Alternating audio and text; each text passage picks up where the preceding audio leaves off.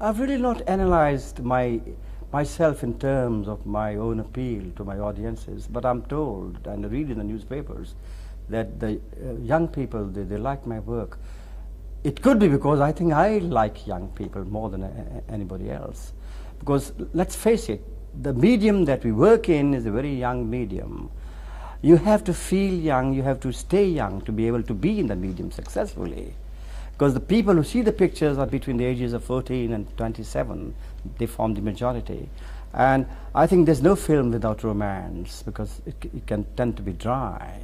And when you have to have romance in film, I think you have to tap all the elements that are youthful, that are energetic, that are young, that are alive. And you cannot be a good motion picture maker unless you appeal to the young, unless you feel young, unless you know what they feel. And I think temperamentally I feel very comfortable with the young people, with new people. Because number one, I travel a lot, and I think I go around and I see and I move around and I read books also. I mean, everybody reads books, there's nothing new. But then I think the more you have things to say for the young world, the better the cinema, because that's the audience that sees the cinema.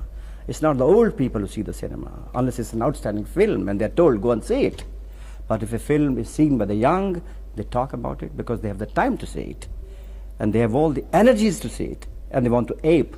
I think, and if your appeal is for the youth, that's an eternal appeal.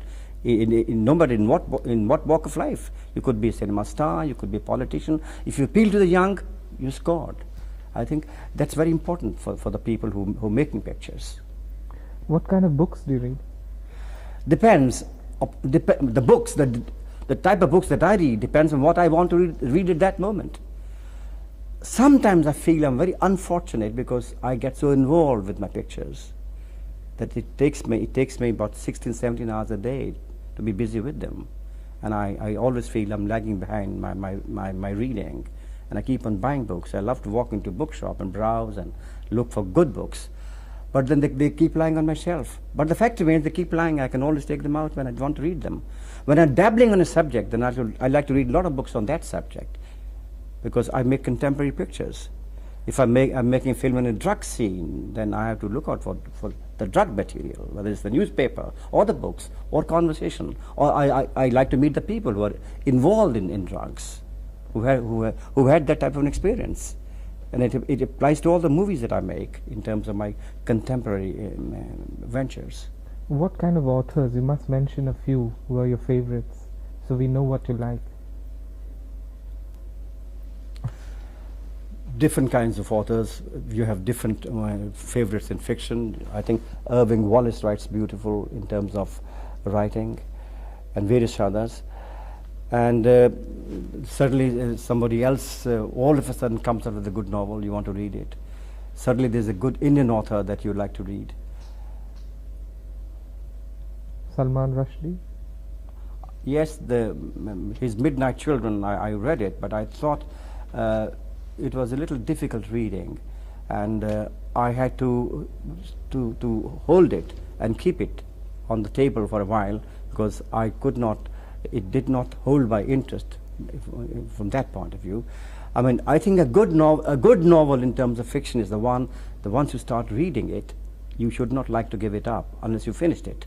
But when you're a busy man, you start reading a novel, and if the novel somewhere is a little loose, there's a looseness of construction, or a little subjective, or he's dwelling on something where the story is not going forward, then you like to go back to your work. And once you go back to your work, you get so involved that you forget about it. So I have read the book, but not in one sitting. It is very well written, but something which I thought was not that engrossing, which I thought would make me glued. You will never be old, that's for sure. Take it from me. If you love your work, then you like to work for that love of your work. And that love for your work is what romance is all about. It includes everything. But if you're not working, if you're not involved, if you're dull, if you're vegetating in a corner and you are cursing yourself, well, that's your age. That's age. So how old do you feel? Oh, I think I never think of my age. in terms of years, I'm 64. It is only when people remind me, I feel I'm 64. But I don't feel that age, because I think when I'm working, I get so excited with my work like a child. With every project that I make, I feel like a child toying with that project, in total excitement. I look for my solutions. I look for certain knots that when to be unknotted in the dramatic unfolding of the stories that I conceive. Do you like, yes. Sorry, go ahead. Yes, go ahead. Do you like to do comedy, or do you like the serious, like say Tere Mere Sapne and Tere Ghar Ke Samne? I don't think any artist should condition himself or herself on what he or she would like to do. I think they should do all types of pictures. It depends. I mean, it all depends on what the audience likes to see you in. But I think your attempt should be to work all types of pictures. You should be able to do comic roles. You should be able to do comedies. You should be able to do serious roles. You should be able to do action roles. You should be able to do hysterical, farcical roles. You should have that range of versatility. You should really not pin yourself down. But again, the audience has in mind some stars with images, and those images become so strong in certain cases that stars normally do not like to step down from those images, because it disturbs the audience, which is unfortunate to my mind. What do you think of the Kala Bazaar role? Kala Bazaar. Nice. It was Kala Bazaar was singing and action and a bit of an underworld activity, which is very interesting for the audience, and I love performing it. Because the film that I've done so far, I've always done pictures that I've liked to do. No picture has been thrust upon me, and I've not done many pictures in my span of 40-45 years.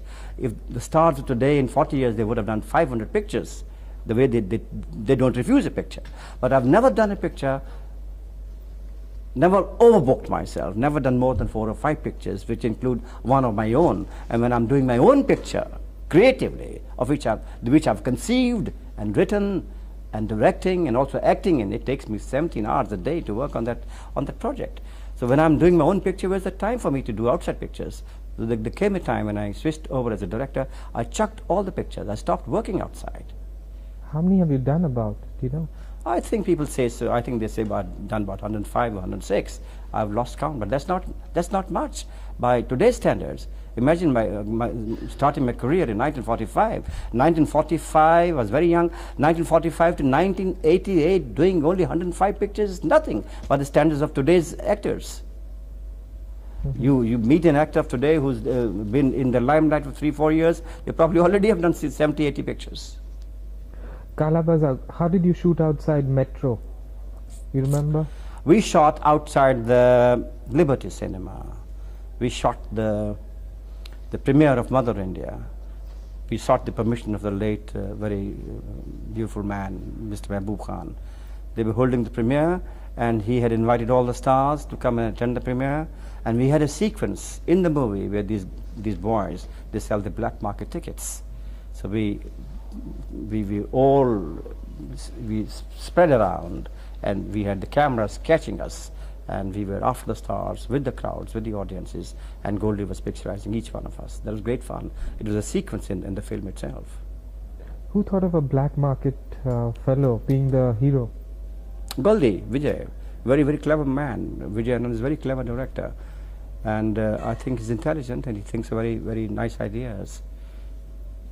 Have there been ever differences between the brothers? There are bound to be differences between two creative people, because they're both creative, and each one of them, they want to assert one up over the other, not deliberately, but because you cannot think alike. Being creative, it has to happen that you must think differently. Therefore, you must differ. Now, if you differ, you can either be friends, retain your friendship, or you can agree to part. But have there been differences between the three, Chetan, you and Goldie? I'm sure there must have been differences. That's why we are not running one concern together. Chetan makes his own types of pictures, and Goldie plans his own type of pictures, and I make my own type of pictures. But the pictures that I want to make, if I invite them, then I have a big say in those pictures, because then I say, this is the subject, and I convince them, or they convince me. It's a matter of who convinces who. What kind of a discipline do you have in terms of diet, thinking, behavior?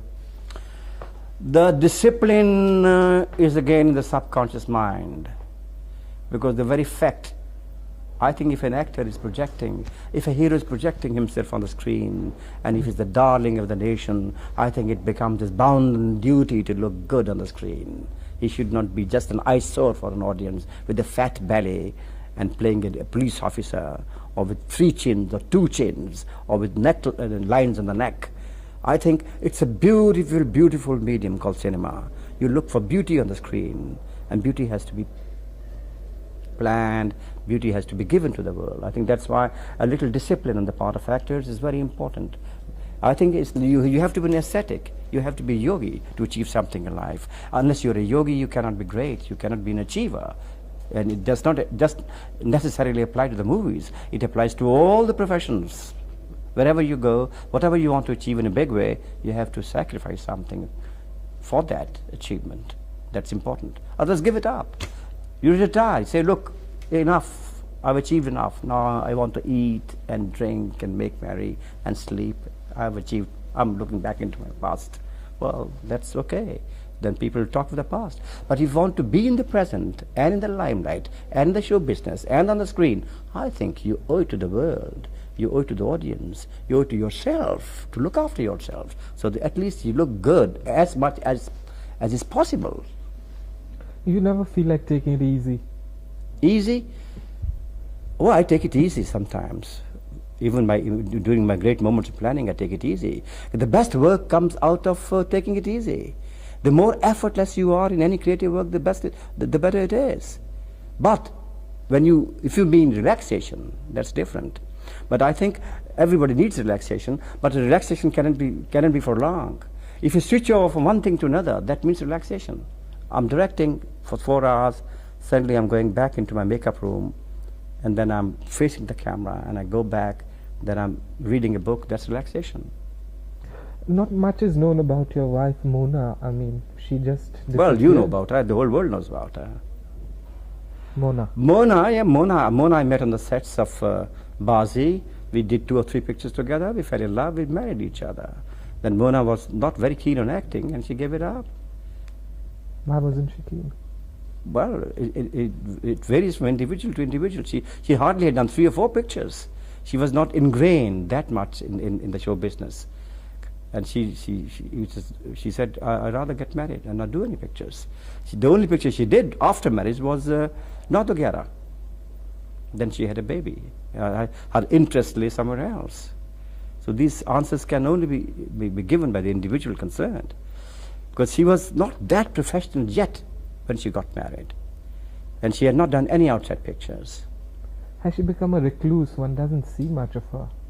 I think she has a lot of friends, and she has her own circle. Maybe she does not move into the movie circles. That's why it's not written about. What you read in the magazines is about the movies and the movie people, the movie magazines. And there are a lot of people who would like to be written about. She's one of those. But you've had a good marriage. Yes, well, evidently. We're still living together. We were happy. We have 2 kids who are very happy. What's Sunil like? Do you think he has what it takes? I think he's quite a lot like me. He's very introvertish. He's very withdrawn, Sunil. He's shy, and he's obstinate. He's stubborn, and he wants to make it in a big way. He does want to make it in a big way, and I think he will.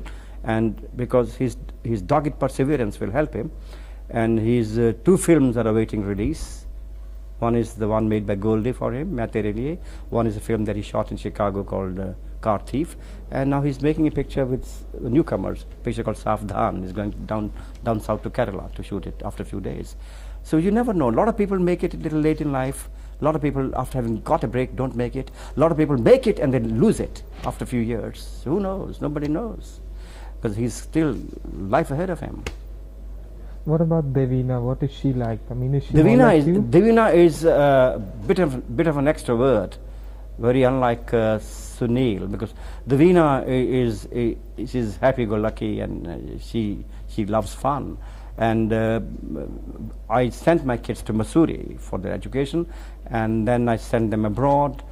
And Sunil went to America, Davina went to Switzerland, then she went to London, she learned photojournalism, she wanted to handle the camera, which she does handle very well. And then suddenly, like all girls, they end up in marriage. She meets a boy, and she suddenly comes to me one day, Papa, this is the boy I love. So I looked at the boy, I said, you love her? He said, I love her. Are you sure? We are sure. What do you want to do? We want to get married. When do you want to get married was my next question. They said, anytime you like. I said, you decide, and we'll see that you get married. So I'm one of those fathers. Because if I'm freedom loving, what right I have to hold my kids from living that type of freedom, as long as they're not doing something which is stupid or wrong or evil or wicked or dirty. And I think the sooner we learn in our country about this, the better it is. Because I think we are now in 1988. So my kids are modern, if that is, and they have been brought up in that type of an atmosphere, and they have those types of parents, and they're happy as they are. And I don't think I want to dabble any further in his career, because my duty as a father is over. I gave him a break, I made a picture for him. It all depends upon him, how he wants to make out of it. How did you feel on becoming a grandpa? Well, I still feel the same, except that it's a good feeling to have a small little child and playing with a child, and it's a very cute little girl, and Davina wants to flaunt it all the time, and you can feel shades of yourself, shades of Mona and shades of Davina and the little child, and that gives a good feeling. But I I don't feel from that very grand pa-ish point of view, grandfatherish point of view. I don't feel that old enough that I have. I think it's a process of life. You can be a grandfather at the age of 40, you can be a grandfather at the age of 70. It's a good feeling, it's an addition to the family. It's a lovely child. Davina loves her, we all love her. Okay, suppose you had to go to a desert island, which 3 films of yours would you take along, just at instinctive? Which 3 films? Directed by me, produced by me, acted by me? Acted, produced, directed. Give you the choice. Anything. I got to go backwards and think of all the films. It has to be instinctive. Instinctive? Instinctively I would choose so to take with me on a desert island. I would not, if given a choice, I would not like to take my own pictures, because I don't like to see my own pictures. But for the world, certainly, there are 2 types of audiences. One is the box office type, because the pictures become a hit, that's why they should see it. The other is a film that you liked yourself and it has not become a hit. I think I could probably want to carry, I don't think I'd like to carry a picture, because I wouldn't like to carry my work for the world, really. But I think, from my own point of view, Guide was a good picture, Hare Rama, Hare Krishna was a good picture, Des Pardes was a good picture. Picture that did not click at all with the people, and portions of it I thought I enjoyed making. It was ishq, ishq, ishq. It was a very thin story. It was a disaster on the screen, but I think we enjoyed making it. It was a great adventure making it in 2 months. We climbed up the mountains from Pokhara up to the Mount Everest region. It was 7-8 weeks. But again, in films, audience ultimately they are the judges. As the saying goes, would you like to go with the boots on? I think so. I think every man who's working creatively, whether he's a writer or a film director or a composer or a painter or a sculptor or even a politician, who wouldn't like to die with his boots on, as long as you're creative? I think it's great when you're creating, you're living, and who doesn't want to live eternally? I think when you're creating, you're living all the time, you're not dead. And when you're not creating, then you're static. When you're static, it's stagnation. When stagnation, it's death. It can be any time. So I think I'll go on working like this, because I love it. It excites me. Every time I make a project, it gives me an additional bounce and additional energy, and I love working on it. And that gives me double the vigor. And I think I'll go on and on like this, unless something happens to me all of a sudden in terms of physical decay or physical illness, which can happen anytime to anybody, and you don't have any answers to that. But I think it's a great feeling to be creating all the time. Like you are a journalist. Don't you love writing your reviews? Don't you love writing articles? Don't you live and love the thought of people reading your articles and talking amongst themselves? My God, this Khalid is written so beautifully. So I think if you don't do it, then you're dead. Now you're used to it and you grow with it because you're improving all the time. Any creative man improves all the time and he never reaches the perfection. And he's aiming at the perfection, and perfection is never there. In fact, it should never be there. But the moment you feel you are perfect, well, that's the end of you. That's it, which means there's no other climax. In fact, people should not reach their climax in lives. If they reach their climax, what is after climax? Anticlimax. It's no fun having an anticlimax. I think I'd rather be in a stage when people say, I think his best still has to come. Because I really feel that I am improving after every film as a director, as a writer, because it gives me more and more experience, more and more experience.